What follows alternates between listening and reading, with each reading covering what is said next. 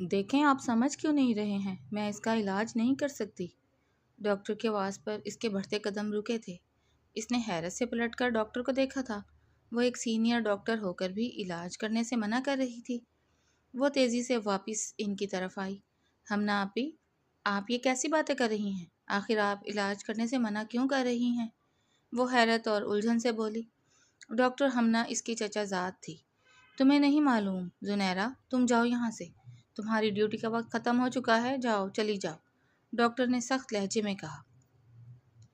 دیکھیں ڈاکٹر، آپ منع کیوں کر رہی ہیں؟ زنیرہ ہمنا کے رویے پر فوراً بولی۔ جس چیز کا تمہیں علم نہیں زنیرہ، اس میں پڑھنے کی ضرورت نہیں ہے، ڈاکٹر نے غصے سے کہا۔ تو زنیرہ نے چند قدم پیچھے لیے۔ اگر آپ نہیں کر سکتی تو میں کروں گی۔ وہاں موجود آدمی نے تیزی سے زنیرہ کی طرف دیکھا۔ اے لڑکی، کیا تم ڈاکٹر ہو؟ جی ہاں، میں بھی ڈاکٹر ہوں۔ بتائیں کس کا علاج کرنا ہے؟ زنیرہ نے ہمت جمع کر کے کہا، اور اس آدمی کے ساتھ آگے بڑھنے لگی کہ ہمنا نے پیچھے سے اس کا ہاتھ تھام لیا۔ میں کہہ رہی ہوں تم اپنی جان خطرے میں ڈال رہی ہو، تمہاری شفٹ ختم ہو چکی ہے، تم یہاں سے چلی جاؤ۔ اس کا لہجہ اب دھمکانے والا ہو گیا تھا۔ زنیرہ نے اپنا ہاتھ چھڑاتے ہوئے کہا، ہمنا، مجھے سمجھ نہیں آ رہا کہ آپ اس طریقے سے کیوں بیہیو کر رہی ہیں۔ پیشنٹس کی جان بچانا ہم پر فرض ہوتا ہے اور میں اپنے ضمیر سے منہ نہیں موڑ سکتی۔ آپ نے علاج نہیں کرنا تو نہ کریں، میری ڈیوٹی کا وقت ختم ہو گیا ہے، کوئی مسئلہ نہیں ہے، میں اس کی پیمنٹ آپ کو دے دوں گی، آپ دیکھ لیجئے گا۔ وہ غصے سے ان کا ہاتھ جھٹک کر اسٹریچر کی طرف بڑھی جہاں وہ آدمی درد سے کراہ رہا تھا۔ اس کا کافی خون بہہ چکا تھا، جلدی سے آپریشن تھیٹر لے کر چلیں، وہ اونچی آواز میں بولی اور زخم کا معائنہ کرنے لگی۔ وہ آدمی اسٹریچر کھینچتے ہوئے آپریشن تھیٹر کی طرف لے گئے، جبکہ وہاں کھڑا سارا سٹاف ڈر سے سہما ہوا ایک سائڈ پر لگ کر کھڑا تھا۔ جیسے ہی وہ آپریشن تھیٹر میں داخل ہوئی، آدمی بھی اس کے پیچھے اندر جانے لگے، مگر اس نے ہاتھ کے اشارے سے انہیں روک دیا۔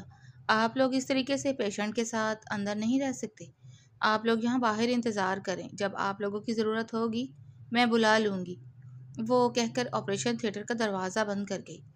تھوڑی دیر بعد وہ واپس باہر آئی۔ آپ لوگ اس طریقے سے کیوں کھڑے ہیں؟ میری مدد کریں نا، میں اکیلے کچھ نہیں کر سکتی، خون مسلسل بہہ رہا ہے، اس طریقے سے وہ کرٹیکل کنڈیشن میں چلے جائیں گے اور مر جائیں گے، زنیرہ نے بے بسی سے سٹاف کو دیکھ کر کہا۔ تبھی ان ہٹے کٹے آدمیوں میں سے ایک آدمی اس کی طرف بڑھا۔ کیا؟ اس نے فوراً اپنی گن نکالی اور سٹاف کی طرف تان دی۔ زنیرہ کی حیرت سے آنکھیں پھیل گئیں۔ چلو، جو جو آپریشن کے لیے جاتا ہے ساتھ چلو۔ تم لوگوں کو پیار سے کہہ رہے تھے، تمہیں ہماری زبان سمجھ نہیں آئی تھی، وہ آدمی غصے سے دھاڑا۔ زنیرہ کو یوں محسوس ہوا جیسے اس کے پاؤں تلے سے زمین کھسک گئی ہو۔ کیا اسی لیے ڈاکٹر بار بار اسے منع کر رہی تھی؟ آخر کون تھا وہ آدمی، اور اس کے ساتھ موجود ان سب کے پاس اسلحہ کیوں تھا؟ دیکھیں آپ اس طریقے سے گن نہ تانیں، یہ ڈر جائیں گے تو میری ہیلپ کیسے کریں گے، پلیز رک جائیں، زنیرہ نے منت بھرے لہجے میں کہا اور ڈاکٹر ہمنا کی طرف دیکھا۔ دیکھیں اس طریقے سے تو آپ اپنی جان سے بھی جائیں گے اور آپ اس کی جان بھی نہیں بچا سکیں گے، پلیز چلیں نا، ڈاکٹر ہمنا ڈرتے ڈرتے زنیرہ کے پاس آئیں۔ چلو چلو، ان ڈاکٹروں نے ڈرتے ڈرتے کہا۔ وہ آدمی اب بھی گن تانے کھڑا تھا۔ ایک ایک کر کے سارا O T staff operation theatre میں گیا اور انہوں نے آپریشن شروع کر دیا۔ چند گھنٹوں کی سخت جدوجہد کے بعد آپریشن مکمل ہو چکا تھا اور مریض اب خطرے سے باہر تھا۔ زنیرہ پسینہ پہنچتے ہوئے باہر نکلی۔ بس اب میں گھر جا سکتی ہوں، ڈاکٹر ہمنا آپ اس کا خیال رکھیے گا اور antibiotic time to time دیتی رہیے گا۔ کل سے میری نائٹ ڈیوٹی سٹارٹ ہے، تو میں ابھی وہ بات مکمل بھی نہ کر پائی تھی کہ وہ آدمی زنیرہ کے پاس آیا۔ اے لڑکی، چلو اندر، سر بلا رہے ہیں تمہیں۔ دیکھیں میری ڈیوٹی کا ٹائم ختم ہو چکا ہے، میں نے اس کے باوجود آپ کی مدد کر دی، اب ڈاکٹر ہمنا یہاں ہیں، اگر آپ کو کسی بھی قسم کی کوئی ہیلپ چاہیے تو آپ ڈاکٹر ہمنا کو بتائیے گا، وہ حیرت سے بولی۔ زیادہ منہ کھولنے کی ضرورت نہیں ہے، خاموشی سے اندر چلو، وہ آدمی بندوق نکال کر اس کی پیشانی پر رکھ کر بولا۔ زنیرہ کی آنکھیں حیرت اور خوف سے پھیل گئیں۔ پیچھے کھڑی ڈاکٹر ہمنا نے اس کے کان میں سرگوشی کی۔ دیکھا، میں نے کہا تھا نا زنیرہ، یہ لوگ بھروسے کے قابل نہیں ہیں، ہمیں پہلے ہی پولیس کو بلانا چاہیے تھا، لیکن نہیں، تم میں تو انسانیت کا کیڑا تھا۔ وہ ڈرتے ڈرتے قدم اٹھا کر ان کے ساتھ وارڈ میں داخل ہوئی تھی۔ سر، یہی وہ لڑکی ہے جس نے آپ کی جان بچائی، وہ گارڈ زنیرہ کو لیے وارڈ میں داخل ہوا تھا۔ سامنے بیڈ پر لیٹے انسان نے اپنے ہیزل براؤن آنکھیں اٹھا کر اس کی طرف دیکھا۔ جیسے ہی نظریں زنیرہ پر پڑیں اس کی آنکھوں میں ایک عجیب سی چمک اور سرخی تھی۔ زنیرہ خوف سے کانپ رہی تھی۔ اس کے چہرے کی معصومیت اور آنکھوں میں پھیلا خوف دیکھ کر وہ شخص کچھ لمحوں کے لیے ساکت ہو گیا۔ گن نیچے کرو، وہ اس کے سراپے میں کھویا ہوا بولا تو اگلے ہی پل گارڈ نے اپنی گن نیچے کر لی۔ باہر نکل جاؤ۔ اس انسان کے حکم پر گارڈ سر جھکا کر باہر نکل گیا۔ زنیرہ کی ہمت کچھ بڑھی تو وہ بولی، دیکھیں سر، یہ بات غلط ہے، یہ سراسر احسان فراموشی ہے، میں نے آپ کی جان بچائی اور آپ کے گارڈز اس طریقے سے میرے ساتھ پیش آ رہے ہیں۔ میرے گھر جانے کا وقت ہو گیا ہے، سب کو معلوم ہے کہ میری ڈیوٹی رات تک ختم ہو جاتی ہے، کائنڈلی مجھے گھر جانے دیں ورنہ میرے لیے مشکلات ہو جائیں گی۔ وہ ہاتھ جوڑ کر منت بھرے لہجے میں بولی تو اس کی آنکھوں میں آنسو بھر آئے۔ زیان کاظمی نے ہاتھ کے اشارے سے اسے اپنے پاس بلایا۔ وہ چھوٹے چھوٹے قدم اٹھاتی اس کے پاس آئی۔ نام کیا ہے تمہارا؟ وہ اس کی بات کو نظر انداز کرتے ہوئے اس کے چہرے کے نقوش کو ذہن نشین کرتا ہوا بولا، زنیرہ، زنیرہ حاکم۔ وہ اپنے آنسو صاف کرتے ہوئے بولی، تمہارے لیے کوئی مشکل نہیں ہوگی، بس ایک کام کرو، آج کی رات میرے پاس یہاں رکو۔ وہ اس کے چہرے کے نقوش میں کھویا بولا تھا، دیکھیں سر، میں اس طریقے سے یہاں نہیں رک سکتی۔ وہ بے بسی سے بولی تو اگلے ہی پل زیان نے اپنے زخم پر ہاتھ زور سے رکھا اور اسے دبا کر خون نکال دیا۔ زنیرہ کی آنکھیں خوف سے پھیل گئیں۔ یہ آپ نے کیا کیا؟ وہ فکر مندی سے کانپتی آواز میں آنکھوں میں آنسو لیے اس کی پٹی دوبارہ باندھنے لگی۔ وہ غور سے زنیرہ کے چہرے کو دیکھ رہا تھا جو اس کے اس قدر قریب کھڑی تھی۔ سر، کائنڈلی ایسا نہ کریں، وہ اس کے زخم کو صاف کرتی روتے ہوئے بولی۔ ٹھیک ہے، نہیں کروں گا، لیکن شرط یہی ہے کہ تمہیں یہاں رکنا پڑے گا میری دیکھ بھال کے لیے۔ اس نے کہہ کر آنکھیں مود لیں۔ وہ ابھی بھی دوائیوں کے زیر اثر تھا، مگر گارڈز نے ڈاکٹر کو سختی سے منع کیا تھا کہ اسے بے ہوشی کی زیادہ دوا نہ دی جائے، اس لیے آپریشن کے دوران بھی اسے نیم بے ہوشی کی حالت میں رکھا گیا تھا۔ وہ پوری رات اس کے قریب رہی۔ زنیرہ مسلسل محسوس کر رہی تھی کہ زیان کی نظریں اس پر جمی ہیں۔ وہ خوف اور جھجک کے مارے صوفے پر ہی بیٹھی رہی۔ کچھ دیر بعد زیان کاظمی کی آواز گونجی، پانی پلاؤ مجھے۔ زنیرہ نے اٹھ کر اسے پانی پلایا اور گلاس سائڈ ٹیبل پر رکھ دیا۔ گھبرا کیوں رہی ہو اس طریقے سے؟ تم ڈاکٹر ہو اور تمہارا فرض ہے کہ تم پیشنٹ کی اچھے طریقے سے دیکھ بھال کرو۔ وہ زنیرہ کے کہے ہوئے الفاظ ہی دہرا رہا تھا، دیکھیں، میں نے اپنی طرف سے وہ کیا جو میں کر سکتی تھی، لیکن کم از کم آپ کو میرا اتنا خیال کرنا چاہیے تھا کہ اس بات کی وجہ سے میرے گھر میں پرابلمز ہو سکتی ہیں۔ وہ غصے سے بولی۔ زیان کاظمی کے کان پر جیسے جوں تک نہ رینگی۔ وہ ساری رات اس کے پاس ہی بیٹھی رہی۔ جیسے ہی صبح ہوئی تو چند گارڈز وارڈ میں داخل ہوئے۔ زنیرہ وہیں پیشنٹ بیڈ پر سر رکھے سو رہی تھی، جبکہ زیان غور سے اس کے چہرے کو دیکھ رہا تھا۔ ان گارڈز کے داخل ہوتے ہی زیان نے ہونٹوں پر انگلی رکھ کر انہیں خاموش رہنے کا اشارہ کیا اور نرمی سے زنیرہ کے چہرے پر آئے بالوں کو پیچھے ہٹایا۔ زنیرہ نے اپنے چہرے پر ہاتھ کا لمس محسوس کیا تو وہ فوراً اٹھ بیٹھی۔ اس نے خمار آلود نظروں سے زیان کاظمی کو دیکھا اور پھر گھڑی کی طرف نظر دوڑائی۔ صبح کے 8 بج رہے تھے۔ اس نے اپنا سر جھکا لیا۔ کیا میں اب جا سکتی ہوں؟ اب تو تمام پروفیشنل ڈاکٹرز یہاں آ گئے ہوں گے۔ وہ کہہ کر اٹھی تو زیان نے کہا، میرے ڈسچارج پیپر تیار کرواتے جائیے گا۔ زنیرہ کے قدم رک گئے اور اس نے حیرت سے پلٹ کر زیان کو دیکھا۔ دیکھیں سر، آپ اس طریقے سے گھر نہیں جا سکتے، ابھی آپ کو انڈر آبزرویشن رکھا جائے گا۔ تو کیا تم چاہتی ہو کہ میں یہاں رہ کر اپنی جان گنوا دوں؟ اس کا لہجہ سخت ہو گیا۔ زنیرہ نے ہمت نہیں ہاری۔ دیکھیں، اگر آپ کی جان کو خطرہ ہے تو آپ پولیس کا سہارا لینا، اس طریقے سے گارڈز کو اپنے ساتھ لے کر گھومنا، اسلحہ لے کر اپنے ساتھ رکھنا، یہ کہاں کی دادا گیری ہے؟ وہ غصے سے بولی۔ اے لڑکی، تم جانتی بھی ہو کس سے بات کر رہی ہو؟ وہ بہت غصے سے بولا۔ نہیں جانتی میں کس سے بات کر رہی ہوں، لیکن جو آپ لوگ کر رہے ہیں یہ قانون کے خلاف ہے، اور رہی بات ڈسچارج کی تو وہ آپ کی اپنی مرضی ہے۔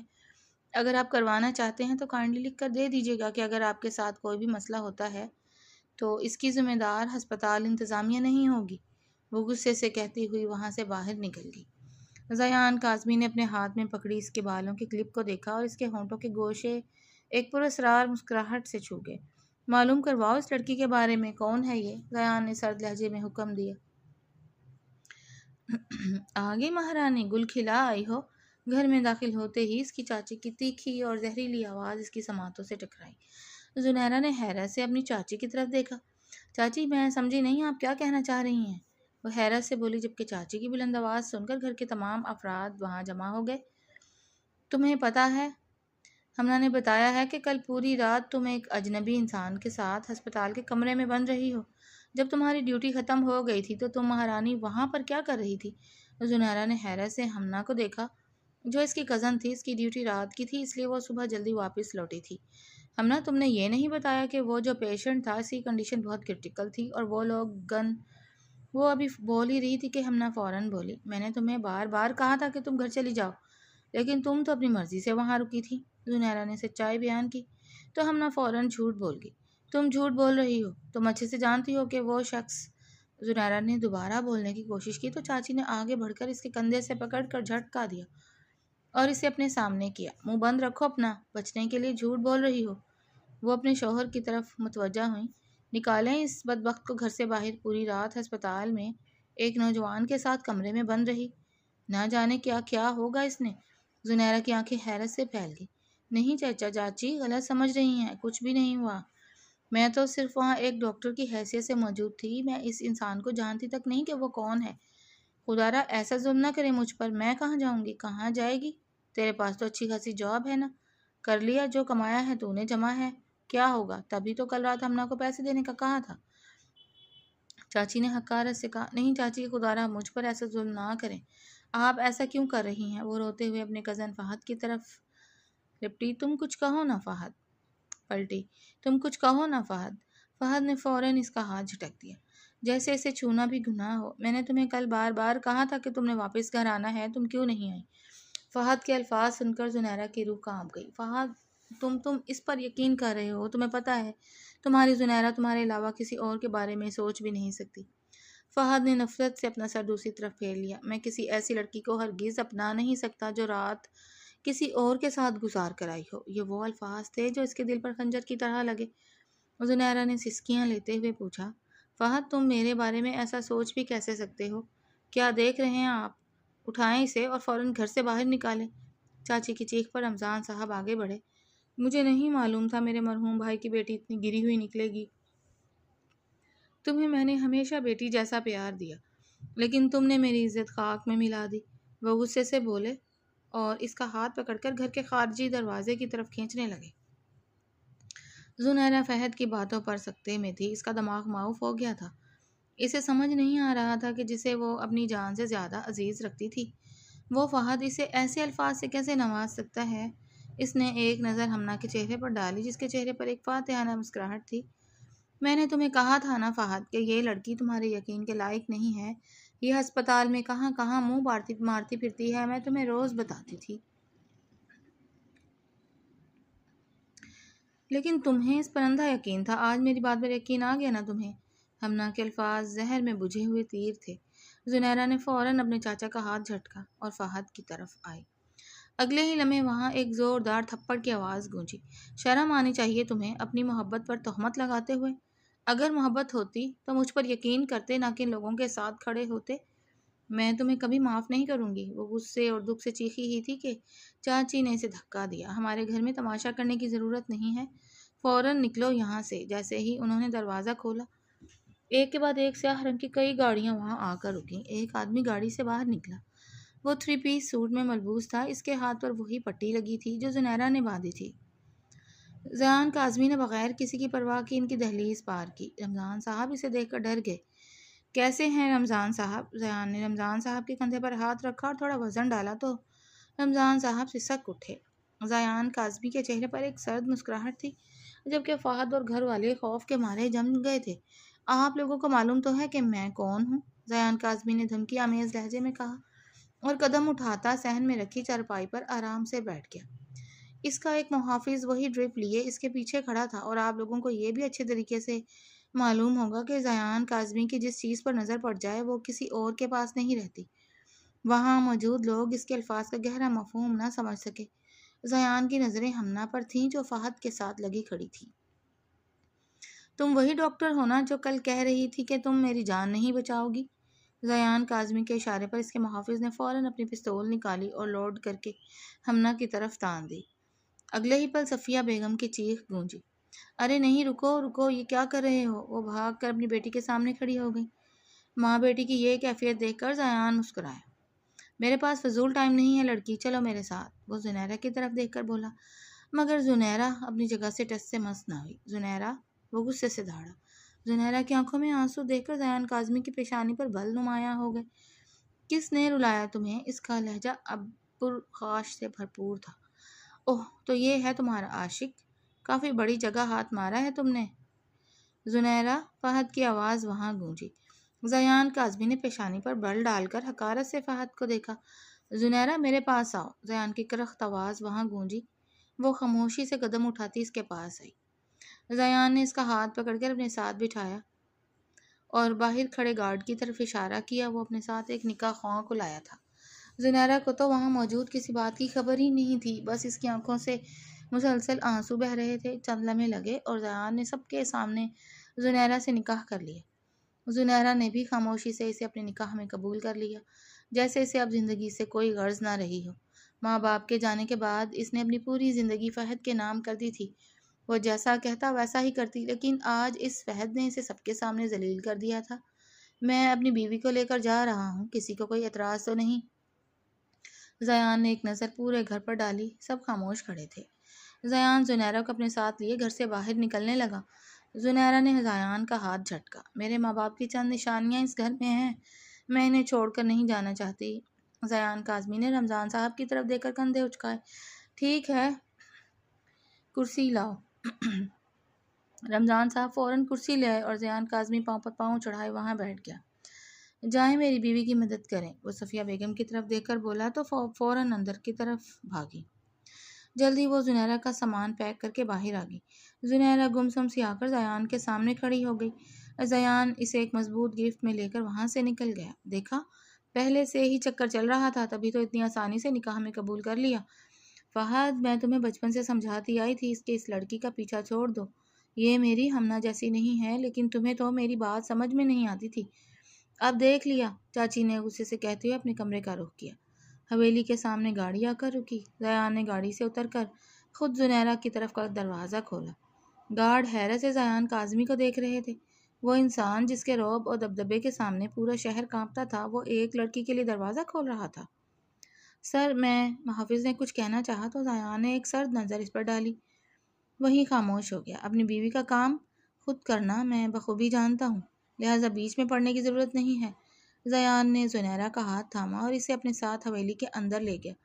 زنیرہ ایک روبوٹ کی طرح اس کے ساتھ چل رہی تھی۔ وہ سیدھا اسے اپنے بیڈ روم میں لے گیا۔ زنیرہ نے ایک نظر اٹھا کر کمرے کا جائزہ لیا۔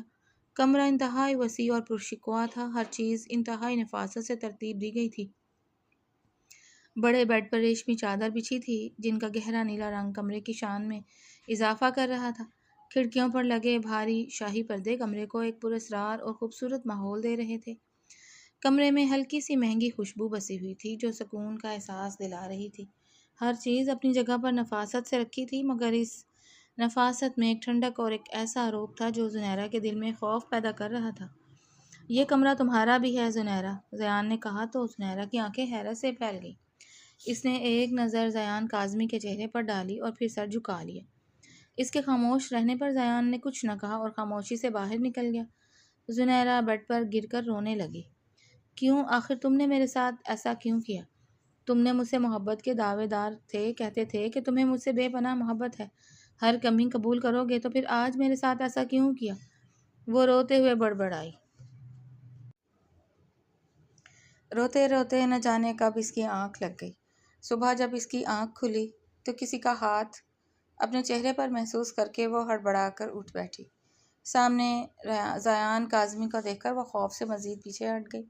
زیان حیرت زدہ نظروں سے اسے دیکھ رہا تھا کہ وہ اتنی خوف زدہ کیوں ہے۔ دیکھیں، مجھ سے دور رہیں آپ کے پاس گن ہوتی ہے، وہ گھبرا کے بولی۔ اس کے الفاظ پر زیان مسکرایا۔ دیکھو، میرے پاس کوئی گن نہیں ہے، وہ اپنی جگہ گھوم کر بولا۔ تم ڈرتی ہو نا؟ ٹھیک ہے، اس کمرے میں تو کیا اس پورے گھر میں تمہیں کبھی میرے ہاتھ میں گن نظر نہیں آئے گی، لیکن اس طریقے سے مجھ سے دور مت بھاگو، وہ کہہ کر اس سے کچھ فاصلے پر بیٹھ گیا۔ آپ نے مجھ سے نکاح کیوں کیا؟ میں تو آپ کو جانتی تک نہیں تھی۔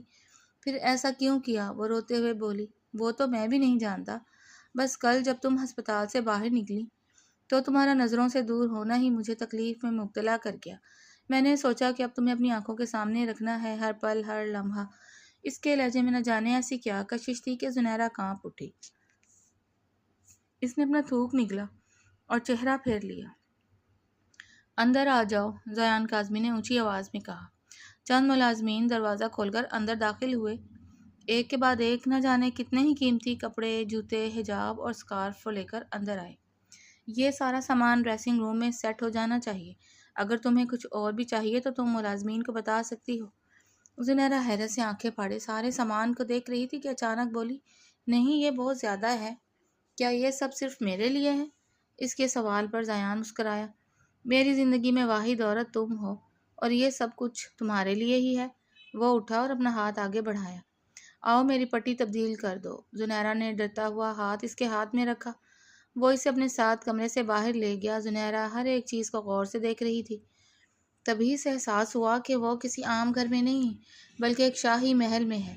صوفے پر بیٹھ کر زیان نے کہا، میری بینڈیج کرو۔ زنیرہ ہوش میں آئی اور اس کے سامنے بیٹھ گئی۔ اس کے ہاتھ سے بینڈیج اچانک نیچے گر گئی، جسے اٹھانے کے لیے پاس کھڑے گارڈ نے جھکنے کی کوشش کی تو اس کی کمر سے لگا چاقو نیچے گر گیا۔ زنیرہ کی آنکھوں میں فوراً خوف لہرایا، وہ اٹھ کر گارڈ سے دور ہو گئی۔ مجھے گھر میں کوئی اسلحہ نہیں دکھنا چاہیے۔ زیان کاظمی دھاڑا۔ گارڈ حیرت سے زیان کو دیکھنے لگا، لیکن سر یہ آپ کی حفاظت کے لیے، میں اپنی حفاظت خود کر سکتا ہوں، لیکن میری بیوی خوفزدہ نہیں ہونی چاہیے۔ گارڈ کی بات پوری ہونے سے پہلے ہی زیان نے اسے ٹوک دیا۔ وہ گارڈ زنیرہ پر ایک نظر ڈال کر سر جھکا کر وہاں سے چلا گیا۔ آؤ، زنیرہ نے ہمت کر کے اپنا تھوک نگلا اور اس کے سامنے آ کر بیٹھ گئی۔ کیا کام کرتے ہیں آپ؟ کیا آپ سیاست میں ہیں؟ زنیرہ بینڈیج کرتے ہوئے کانپتی آواز میں بولی۔ زیان اس کے چہرے کو غور سے دیکھ رہا تھا، اس کے سوال پر وہ مسکرایا۔ کیا تم نے کبھی مافیا کا نام سنا ہے؟ زنیرہ کے ہاتھ رک گئے۔ وہی مافیا جو بڑے بڑے گینگ کے لوگ ہوتے ہیں؟ اوہ، تو تمہیں پتہ ہے، زیان نے کے مسکرا کر کہنے پر زنیرہ نے اس بات میں سر ہلایا۔ میں بس ان میں سے ایک گینگ کا سردار ہوں۔ اس کے کہنے پر زنیرہ کی آنکھیں حیرت سے پھیل گئیں اور اس نے اسے کسی اجنبی کی طرح دیکھا۔ کیا آپ لوگوں کو بھی مارتے ہیں؟ اس کے معصومانہ سوال پر زیان ہنسی دبا گیا۔ نہیں، میں نے کبھی کسی کو نہیں مارا۔ وہ مہارت سے جھوٹ بول رہا تھا۔ تو پھر یہ چوٹ کیسے لگی؟ اس کے پوچھنے پر زیان کاظمی کے سامنے کل کا منظر لہرایا۔ ہم نہیں چاہتے کہ زیان کاظمی اس کرسی پر بیٹھے کیونکہ وہ اس کے لائق نہیں ہے۔ وہاں موجود چند لوگوں کی آوازیں بلند ہوئیں تو زیان کاظمی نے مٹھیاں بھینچ لی۔ یاد رکھو، اگر اس گینگ کی سرداری مجھے نہ دی گئی تو میں اس سربراہی کی کرسی پر کسی کو بھی نہیں بیٹھنے دوں گا۔ زیان کاظمی غصے سے دھاڑا۔ صحیح کہہ رہے ہیں سب، تم بہت جذباتی ہو، تمہارے ہاتھوں میں ہرگز سرداری نہیں دے سکتا، تم تو جلدی مافیا کا نام اس دنیا سے مٹا دو گے۔ سردار کے ان الفاظ پر زیان کاظمی مسکرا کر کھڑا ہوا۔ کتنے میں خریدا آپ کو انہوں نے؟ زیان نے اپنے کوٹ کے بٹن کھولتے ہوئے کہا اور بالوں میں ہاتھ پھیر کر دھاڑا۔ کس لہجے میں بات کر رہے ہو تم مجھ سے؟ سردار غصے سے چیخا۔ میں اب تم سے بات کرنے کے موڈ میں ہوں ہی نہیں۔ سردار صاحب، زیان کاظمی نے لفظ سردار پر خاصا زور دیا اور اگلے ہی پل اپنی پستول نکال کر گولیاں چلانا شروع کر دی۔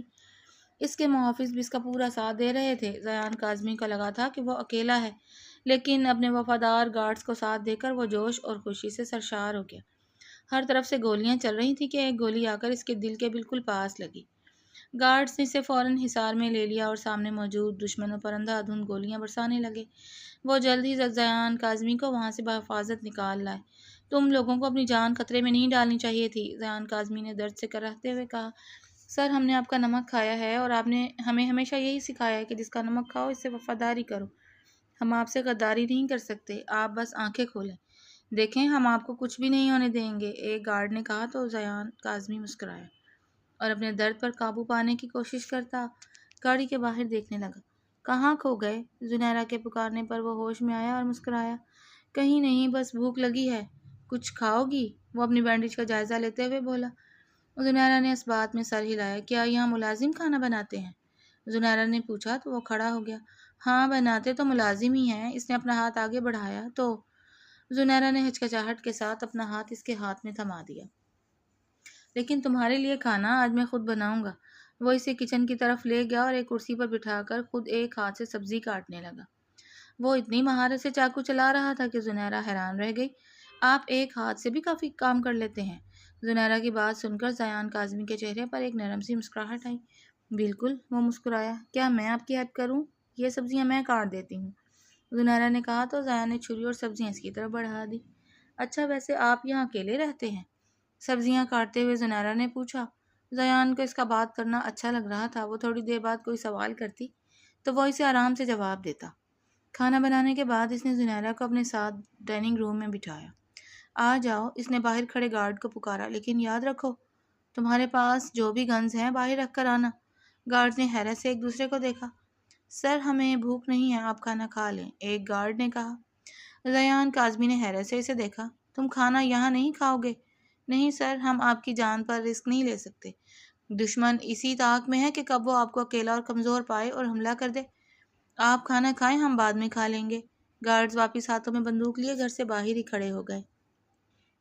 ریان کاظمی مسکرایا۔ کیا آپ ملازموں کے ساتھ بیٹھ کر کھانا کھاتے ہیں؟ زنیرہ نے حیرت سے پوچھا۔ نہیں، یہ ملازم نہیں ہے۔ ریان نے ان گارڈز کی طرف دیکھا جو سنجیدہ چہروں کے ساتھ پہرا دے رہے تھے۔ یہ میرے بھائیوں کے مقام پر ہیں۔ یہ مجھے تب ملے تھے جب میں کچھ بھی نہیں تھا، تو یہ لوگ میرا سہارا بنے۔ تب سے آج تک ان لوگوں نے میرے ساتھ کبھی غداری نہیں کی۔ ان کے بعد جو آئے وہ سب غداری کر کے جا چکے ہیں۔ واحد یہی لوگ ہیں جو میرے ساتھ ہیں۔ یاد رکھو تم صرف ان لوگوں پر بھروسہ کر سکتی ہو، ان کے علاوہ کسی پر بھی نہیں۔ وہ اسے سمجھانے والے انداز میں بولا تو زنیرہ نے اس بات میں سر ہلایا۔ وہ نوٹ کر رہا تھا کہ زنیرہ کا خوف کافی حد تک ختم ہو چکا تھا۔ ناشتے کے بعد ریان کاظمی نے اسے اپنی پوری حویلی گھمائی۔ اچھا تم مجھے بتاؤ گی کہ تم اپنے چچا کے گھر میں کیوں رہتی ہو؟ ریان کے پوچھنے پر اسے ایک بار پھر فہد کا خیال آیا۔ اس کی آنکھوں میں آنسو آ گئے اور وہ اپنے ہونٹ کاٹنے لگی۔ ریان کاظمی نے اس کے چہرے کو دیکھا اور بولا، ان پر ظلم کرنے کے لیے میں ہوں نا؟ وہ شرارت سے اس کے چہرے پر جھکا۔ زنیرہ حیرت سے ساکت ہو گئی۔ وہ اس سے دور ہوا تو اس کے ہونٹ کے کونے پر لگی خون کی ایک بوند کو اس نے انگوٹھے سے صاف کیا اور پھر انگوٹھا اپنے لبوں سے لگا لیا۔ اب بولو کیا ہوا؟ وہ شرارت سے مسکرایا۔ کیا بولوں؟ زنیرہ حیرت سے بولی تو ریان کاظمی کہا لگا کر ہنس دیا۔ زنیرہ شرما کر اپنا سر جھکا گئی۔ ایک دن کچن کی مدھم روشنی میں زنیرہ چائے بنا رہی تھی کہ اچانک اسے اپنے پیچھے کسی کی موجودگی کا احساس ہوا۔ ریان نے خاموشی سے آگے بڑھ کر اس کے ہاتھ سے چمچ لیا اور خود چائے ہلانے لگا۔ زنیرہ کی پشت اس کے سینے سے ٹکرا رہی تھی۔ ریان کے وجود سے اٹھتی ٹھنڈی مسک اور عطر کی مہک نے زنیرہ کی سانسوں کی رفتار بڑھا دی۔ اس نے مڑ کر دیکھنا چاہا تو ریان نے اس کے کندھوں پر ہاتھ رکھ کر اسے واپس کچن کاؤنٹر کی طرف موڑ دیا۔ بس چائے تیار ہے، ریان کی بھاری آواز اس کے کانوں کے قریب گونجی۔ زنیرہ نے جب گردن موڑ کر اس کی طرف دیکھا تو اس کی نظریں ریان کی گہری آنکھوں میں اٹک گئیں۔ ریان کا ہاتھ اس کے گال کو چھو کر گزر گیا، جس سے زنیرہ کے دل کی دھڑکنیں بے ترتیب ہو کر رہ گئیں۔ وہ فوراً اسے خود سے دور کرتی کمرے کی طرف بھاگ گئی تھی، جبکہ پیچھے وہ مسکرایا تھا۔ تھوڑی دیر بعد وہ کمرے میں آیا تو اس کی نظر زنیرہ پر گئی، جو صوفے پر ہی سو گئی تھی۔ اسے اس طرح سوتے دیکھ کر اس کے لبوں پر نرم سی مسکراہٹ پھیل گئی۔ وہ آہستہ سے اس کے قریب بیٹھا اور اس کے چہرے پر آئے ہوئے بالوں کو پیچھے ہٹانے لگا۔ اس کے ہاتھ کی جنبش سے زنیرہ کی آنکھ کھلی۔ اس نے ریان کو اتنے قریب دیکھ کر اپنی دھڑکنوں کو تیز ہوتے محسوس کیا۔ ریان نے اس کے ماتھے پر ہاتھ رکھا اور اسے واپس سلاتے ہوئے دھیرے سے بولا، سو جاؤ، میں یہی ہوں۔ اس کے کہنے پر وہ آنکھیں موند گئی تھی۔ اس کی آنکھ باہر ہوتی بارش کی آواز پر کھلی۔ باہر موسلا دھار بارش ہو رہی تھی۔ زنیرہ کھڑکی کے پاس کھڑی ہو کر بارش کو دیکھنے لگی کہ ریان نے پیچھے سے آ کر اس کے ہاتھوں کو اپنے ہاتھوں میں لے لیا۔ اچانک اس کے یوں قریب آنے پر وہ پزل ہوئی تھی اور اسے اپنا دل پسلیوں کا جاڑ توڑ کر باہر آتا محسوس ہوا تھا۔ تمہیں بارش پسند ہے؟ اس نے کان کے پاس سرگوشی کی۔ زنیرہ نے جواب دینے کے بجائے اس کے بازوؤں میں خود کو مزید سمیٹ لیا۔ ریان نے اسے آہستہ سے اپنی طرف موڑا اور زنیرہ کے ماتھے پر اپنے لبوں کا لمس ضبط کیا۔ وہ مسکرائی تھی۔ تو تم اب میری باتوں کو نظر انداز کرو گی؟ وہ مصنوعی غصے سے بولا اور اسے اپنی باہوں میں بھرتا بیڈ تک لایا تھا۔ وہ اب بھی کانپ رہی تھی۔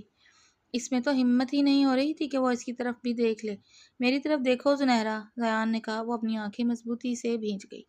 میں نے کہا آنکھیں کھولو زنیرہ۔ اس کے واپس کہنے پر زنیرہ نے بمشکل اپنی آنکھیں کھول کر اسے دیکھا تھا اور مسکراتا اس کے چہرے پر جھکا اور مکمل طور پر اس پر سایہ فگن ہو گیا تھا۔ وہ اس کے ہاتھوں میں ہاتھ الجھائے اس کے حواسوں پر سرایت کر گیا۔ وہ اپنا آپ اس کے سپرد کر گئی تھی۔ اب زندگی معمول کے مطابق گزرنے لگی تھی۔ ریان کاظمی سے ایک پل کے لیے بھی اکیلا نہ چھوڑتا۔ وہ ہر لمحہ اس کے ساتھ رہا کرتا تھا، جبکہ زنیرہ کو بھی اس کا خیال رکھنا اور اس کی محبت جتانا اچھا لگنے لگا تھا۔ وہ جب بھی رات میں کمرے میں آتا تو وہ ہمیشہ اس کا سر اپنے سینے پر رکھ کر اس کے بالوں میں ہاتھ پھیر کر اسے سلایا کرتا تھا۔ زنیرہ، میں کسی کام کے سلسلے میں باہر جا رہا ہوں، گارڈز میرے باہر ہی موجود ہیں، یاد رکھو ان کے علاوہ تم کسی پر یقین نہیں کر سکتی، وہ تاکید کرتے ہوئے بولا۔ زنیرہ نے مسکرا کر اس بات میں سر ہلایا۔ آپ کس کے لیے جا رہے ہیں؟ اس نے غور سے زیان کا چہرہ دیکھتے ہوئے پوچھا۔ ایک کام باقی ہے جو میں نے اپنی صحت یابی تک ملتوی کر رکھا تھا، اب اسے مکمل کرنا ہے، یاد رکھو صرف ان گارڈز پر ہی بھروسہ کرنا، وہ حکم دینے والے انداز میں بولا۔ جی ہاں، آپ بار بار ایک ہی بات کیوں دہراتے ہیں؟ میں ان کے علاوہ کسی پر یقین نہیں کروں گی۔ اچانک باہر گاڑی رکنے کی آواز سنائی دی تو زیان کے چہرے پر سختی آ گئی۔ کمرے سے باہر نہیں نکلنا، وہ کہہ کر کمرے سے باہر نکلا اور دروازہ بند کر کے ڈرائنگ روم میں آیا۔ اوہ تو زیان کاظمی، تم زندہ ہو؟ سامنے سے آنے والا شخص طنزیہ مسکراہٹ کے ساتھ بولا۔ تمہیں کیا امید تھی کہ میں مر جاؤں گا؟ زیان کاظمی اتنی آسانی سے نہیں مرتا، وہ اپنے دشمنوں کو مارے بنا نہیں مرتا، زیان نے سرد لہجے میں جواب دیا۔ سامنے کھڑے انسان نے اسے داد دی۔ شیر زخمی تھا تبھی چھپا ہوا تھا۔ زیان کے چہرے پر ایک پروقار مسکراہٹ آئی۔ بتاؤ کس کام کے سلسلے میں یہاں آئے ہو؟ وہ لاپرواہی سے بولا۔ ایسے ہی بغیر خاطر تواضع کے، شیراز نے ہنستے ہوئے کہا۔ میں اپنے دشمنوں کی خاطر تواضع گھر میں نہیں کرتا، اگر گھر کے باہر کہیں ملتے تو ایسی خاطر تواضع کرتا کہ اب تک خدا کو پیارے ہو چکے ہوتے۔ شیراز ہنسا۔ سردار کا حکم ہے، اور اگلے ہی پل اس نے پستول نکال کر زیان کی طرف تان دی۔ اس کے ہمراہ آئے ہوئے محافظوں نے بھی بندوقیں نکال لی، جبکہ زیان کے گارڈز نے اپنی گن اس شخص کے سر پر رکھ دی۔ دیکھو یہ ابھی مر جائے گا اور پھر سرداری مجھے ملے گی۔ کیا تم اب بھی اس کا ساتھ دینا چاہتے ہو؟ وہ شخص زیان کے گارڈز کی طرف دیکھ کر بولا۔ گارڈز میں سے ایک نے جواب دیا۔ مارے گا تو تب نہ جب ہم اسے کچھ ہونے دیں گے، یاد رکھ تیری گن چلنے سے پہلے ہی ہم تجھے بھون دیں گے۔ گن نیچے کر اگر اپنی بھلائی چاہتا ہے۔ زیان کاظمی بالکل پرسکون تھا، ہاتھ میں گلاس لیے اسے مسلسل گھما رہا تھا۔ اچانک اس نے ہوائی فائر کیا جس پر سب چونک گئے۔ اسی لمحے کھڑکی ٹوٹنے کی آواز آئی۔ مقابل کھڑے شخص کے چہرے پر ایک منحوس مسکراہٹ پھیل گئی۔ زیان کے گارڈ اسے چھوڑ کر فوراً کمرے کی طرف بھاگے، لیکن تب تک دیر ہو چکی تھی۔ زیان اپنے کمرے میں داخل ہوا تو زنیرہ وہاں نہیں تھی۔ ٹوٹی ہوئی کھڑکی کے پاس گارڈز کھڑے تھے، لیکن زیان کاظمی نے غصے سے مٹھیاں بھینچ لیں۔ وہ تمام گارڈز اور شیراز وہاں سے فرار ہو گئے تھے۔ گاڑیاں نکالو، زیان غصے سے دھاڑا۔ دیکھیں آپ لوگ مجھے کہاں لے کر جا رہے ہیں، اور زیان کو کیا ہوا؟ وہ روتے ہوئے بولی۔ میم آپ خاموشی سے ہمارے ساتھ چلیں، ہم آپ کو سب بتا دیں گے۔ زیان سر نے کہا ہے کہ ہمیں آپ کو ابھی کسی محفوظ جگہ پر لے کر جانا ہے۔ اس آدمی کی آواز سن کر وہ چونکی۔ اس نے اپنے موبائل کی لائٹ جلائی اور ان کے چہروں کو دیکھا۔ وہ زیان کے وفادار گارڈز نہیں تھے۔ زنیرہ کو زیان کے الفاظ یاد آئے، ان کے علاوہ کسی اور پر یقین نہیں کرنا۔ اس کے پاؤں تلے سے زمین کھسک گئی۔ وہ سمجھ گئی کہ وہ کسی مصیبت میں پھنس گئی ہے۔ مجھے واپس جانا ہے۔ وہ پیچھے کی طرف پلٹی تو ایک گارڈ نے اسے پکڑ لیا۔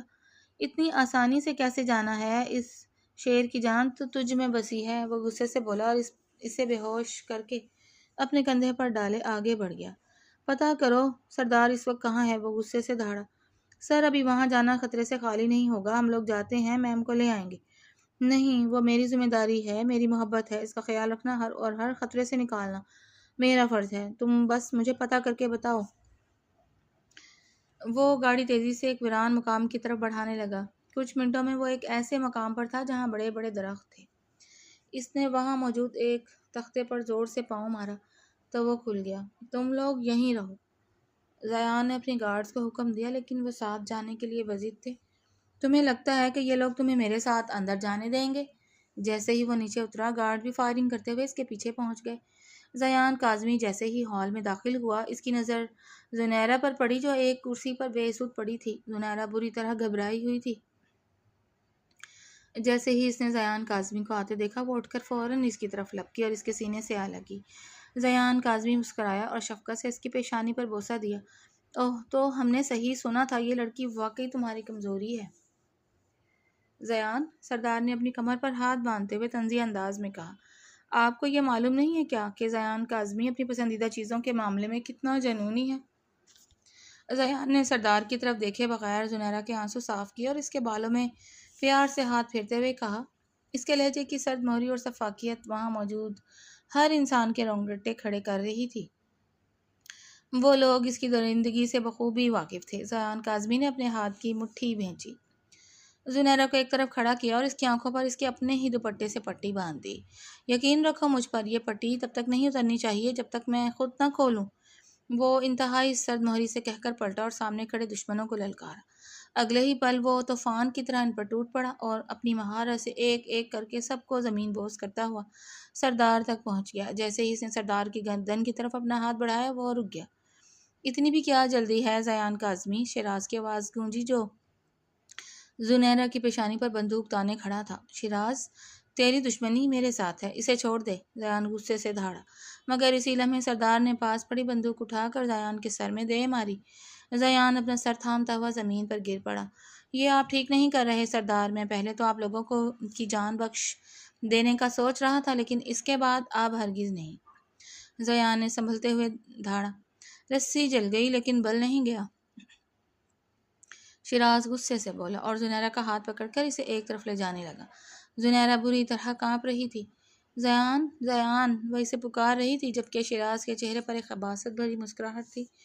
اگلے ہی لمحے کسی نے شیراز کے گھٹنے پر گولی چلائی اور وہ درد سے چلاتا ہوا زمین پر گر گیا۔ اس سے پہلے کہ وہ زنیرہ پر گولی چلاتا، ایک گارڈ نے آگے بڑھ کر فوراً اس کے ہاتھ سے بندوق چھینی اور اس کے سر پر دے ماری۔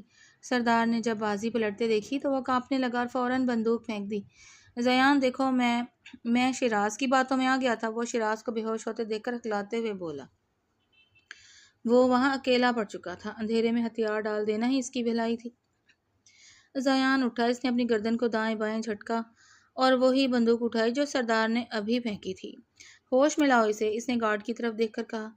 گارڈ نے ٹیبل پر پڑا پانی اٹھا کر شیراز کے منہ پر چھڑکا تو وہ اسی پل ہوش میں آیا۔ زیان نے اگلے ہی لمحے اس کی پیشانی پر نشانہ تان کر گولی چلا دی۔ زنیرہ کی چیخ فضا میں گونج اٹھی، جبکہ اسی لمحے زیان نے بجلی کی تیزی سے سردار کی پیشانی پر بھی گولی چلا دی۔ گن سائڈ پر پھینک کر وہ فوراً زنیرہ کی طرف آیا، اسے اپنی باہوں میں بھر کر باہر کی طرف لپکا۔ زیان، زیان، آپ ہیں نا؟